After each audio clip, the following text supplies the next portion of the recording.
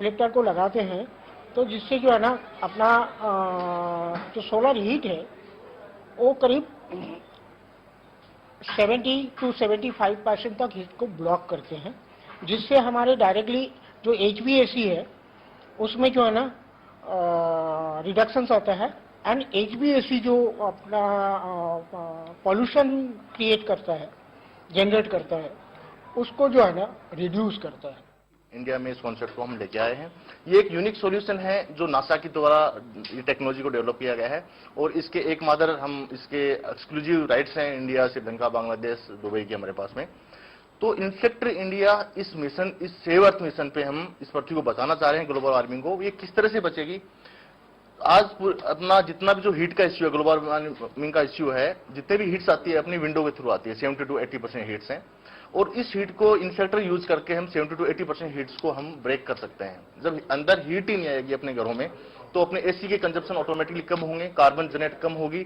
तो एक तो डायरेक्टली हम कार्बन को रिड्यूस कर रहे हैं और जब हीट अपना एसी कम चलेंगे तो इलेक्ट्रिसिटी इनडायरेक्टली भी हम अपना कार्बन को बचा रहे हैं क्योंकि इलेक्ट्रिसिटी सेविंग होगी अप टू 50%।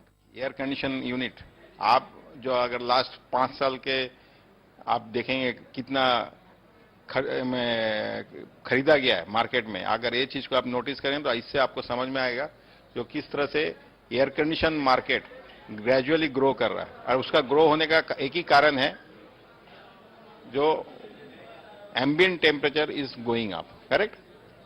तो अभी एम्बिएंट टेम्परेचर को हम रोकने के लिए हम सूरज को रोक नहीं सकता है, लेकिन अगर सूरज के रोशनी को अगर मैं उसका हीट को अगर निकाल सकता है तो ऑटोमेटिकली मेरा रूम में टेम्परेचर में कमती कर सकता है। और रूम में टेम्परेचर जैसी कमती होगा उसी तरह से आपका एयर कंडीशन का जो यूटिलाइजेशन वो कमती होगी। ये है चैलेंज। और ये चैलेंज को रोकने के लिए हमारा पास में जो सोल्यूशन है, जो इन्फ्लेक्टर जो बताया, वो इन्फ्लेक्टर ब्लाइंड है, इन्फ्लेक्टर ग्लास है ना, इन्फ्लेक्टर फिक्स फ्रेम है।